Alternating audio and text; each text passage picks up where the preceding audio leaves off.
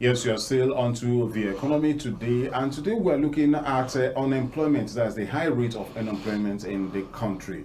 How is this affecting every other person you see graduates every other year coming out? NYC when they finish, a lot of them sit at home for more than even 10 years before they get jobs. So to discuss this today is our social affairs analyst, who also I would say is an economist too, Daniel Momodu. The issue of unemployment it's like a recurring decimal. It has always been there, over and over and over and over time. It is not today. There was one time we saw a lot of young people climbing fences and all those things, trying to submit application for something, and there were thousands of them, and some people got hurt in the process. And yet that did not, the government didn't do anything about that. It just like been swept under the carpet. So how does the government, because the government now, manage the issue of unemployment, because it is really high rocketing at the moment? Thank you. Once more, I send greetings to every unemployed youth out there, and I will pray that someday succor will come. And however, let's first get some clarification. Before like the last unemployment record rather, that was being published in Nigeria was about in 2021 by MBS, and it was about 33.3%.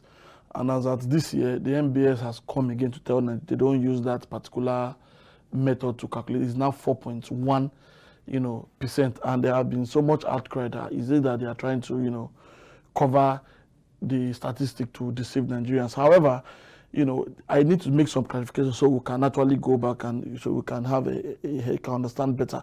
Now, what they did was, before, to be unemployed, you must be the unemployment age, the age bracket, working population, has been from 15 years to 64 years.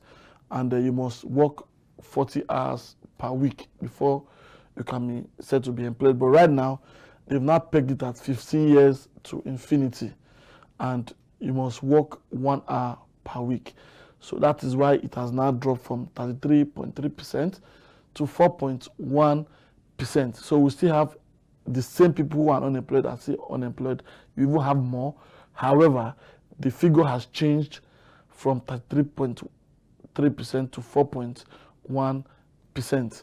So now, that is one. Two, if we go by the last report published by KPMG, that projected Nigeria unemployment to rise from 37% to 40% estimation, and which, as also said, by next year, 2024, it will rise to 43%. So, but we cannot convert it to the 4.1, but let's still maintain that, that figure that we had then. So now, what is the major causes of this unemployment?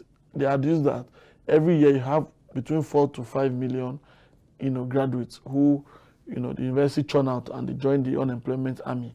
And from that, it can only tell you that the figure will continue to grow, day by day. And what has been the major problems of there are no jobs? And according to MBS, 7% of Nigerians work in the formal sector. I mean, the majority are in the informal sector, buying and selling, doing your business, by yourself. However, these businesses that is outside even the formal sector, currently they are experiencing a whole lot of challenges by inflation, economic policy, and when there's a change of government, people they don't really know the direction of government policy, so they are being skeptical. So you have low investment. But one of the major issues that I've also seen, apart from people joining the labor force yearly, is economic sabotage. The country has not actually utilized its resources appropriately. You still see people using resources for either for personal use or on partisan basis. When you make, someone that does not have business in a particular ministry, you put him there, doesn't even know about it. He's there just because maybe he has served the party or is loyal to the party or the president, and you put him there. Of course, he's not going to bring any productivity. It's just on base of, he's the minister. At the end of the day, it becomes injurious to the country. and you see unemployment will keep rising and rising. Now, with this subsidy removal, I mean, you and I know that it is biting hard on Nigeria right now. Even employer of labor can no longer pay their staff, and they have to, you sack people. In fact, personally, I have family members that have been sacked. I think last month, and when I saw the sack termination letter, they cannot more pay for. So until, I mean, the government declares emergency on this unemployment in Nigeria, we'll keep having to talk about it year in, year out, and nothing is being done. Now, I want to take you, first of all, on your first statement about NBS and how they were able to arrive at 4 point something.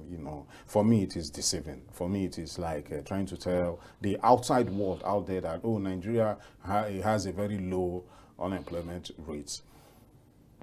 Now, what I'm trying to say is that when you are calculating it like that and say to infinity, so that means that a lot of people can actually sit down at home and not be employed. So when you are like 60, I mean, who is going to employ you? You are like 70, who is going to employ you?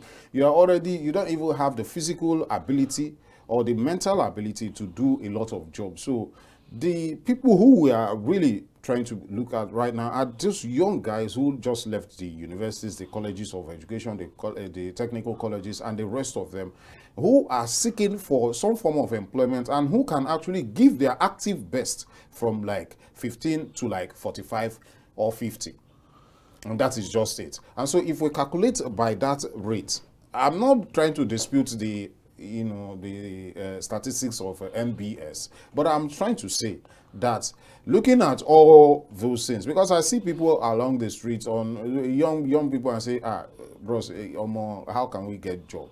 I need a job, anything to do or whatever. And I see people who have left university 1 year, 2 years, 3 years, 4 years, and then they resort into riding Okada or maybe doing one certain thing or the other. And some of them who also want to are aspiring to say, okay, maybe my BSc is not enough, let me get MSc. They don't have the right funding.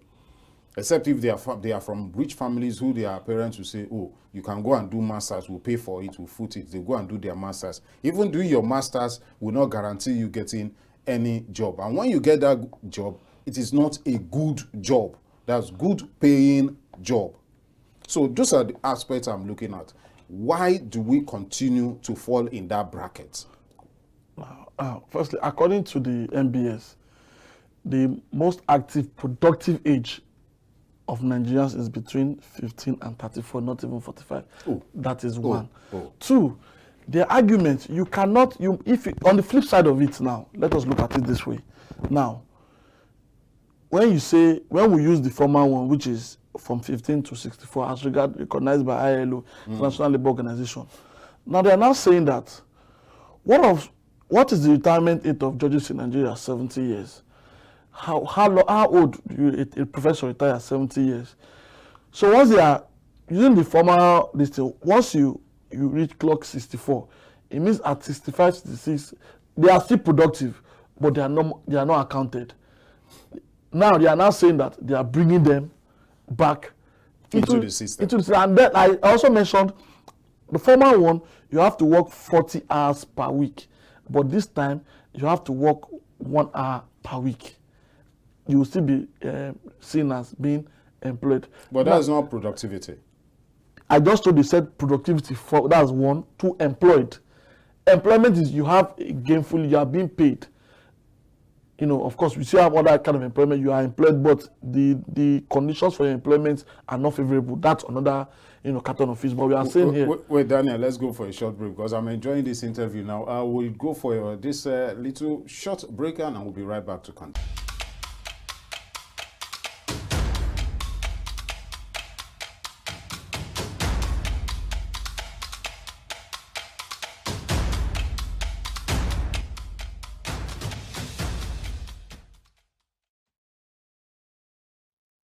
Welcome back. You are still on to the economy today, and it's the interview segment, and we are still discussing the high unemployment rate in Nigeria. So, as you were saying, it has moved from 15 to 64, from 15 to 64 years to 15 to infinity.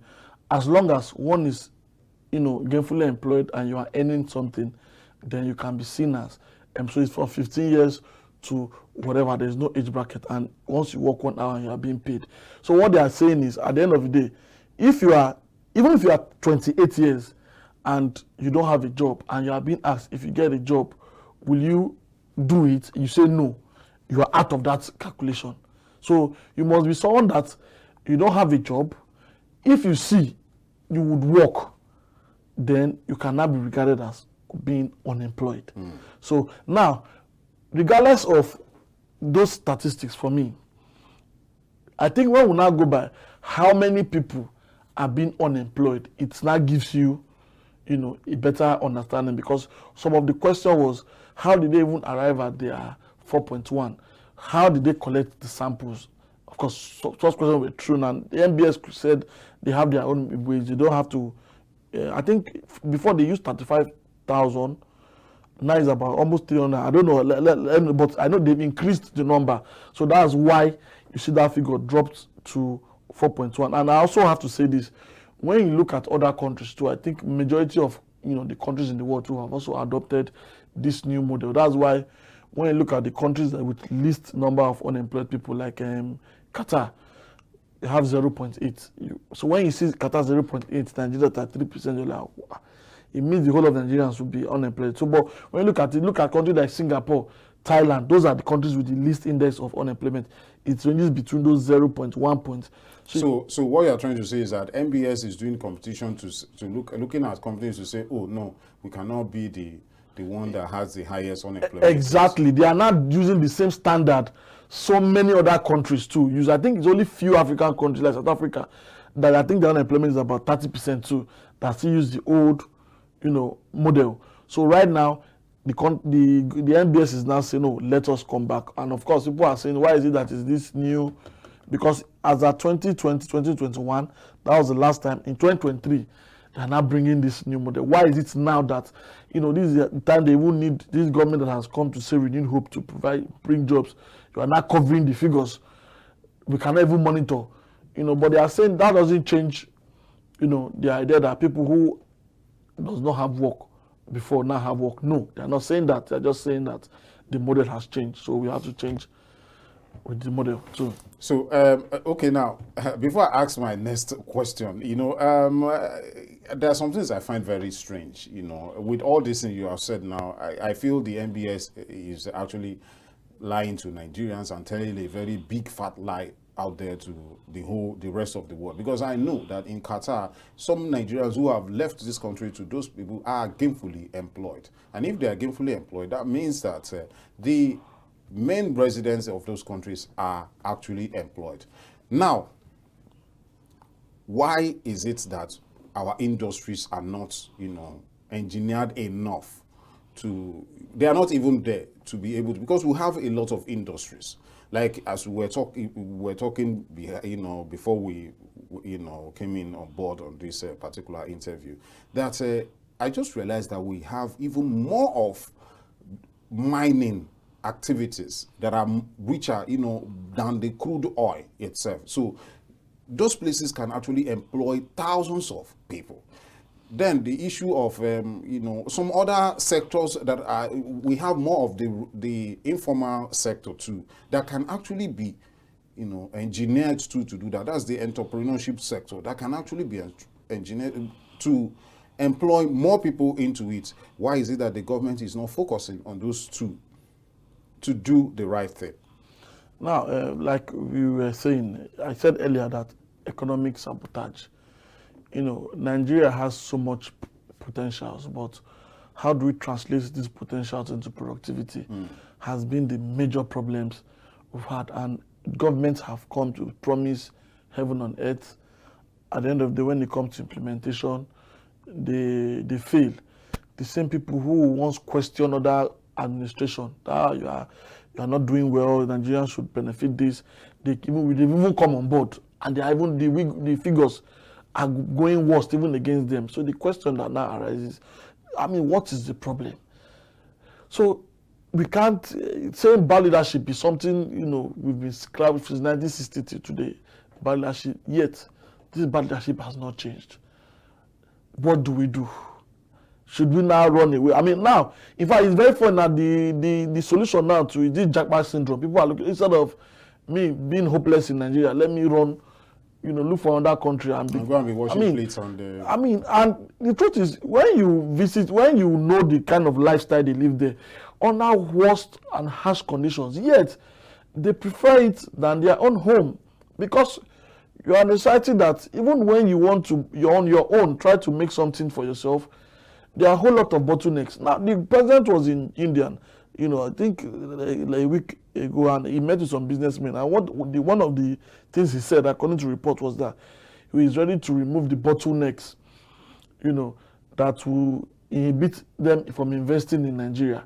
So what comes to my mind is, the bottlenecks we are facing here that we've not removed that one. You are promising somebody from outside that you are removing it, but they say charity begins at home.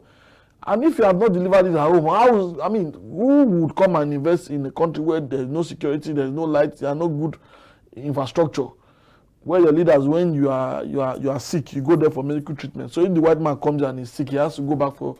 They all look at this thing, they all run away.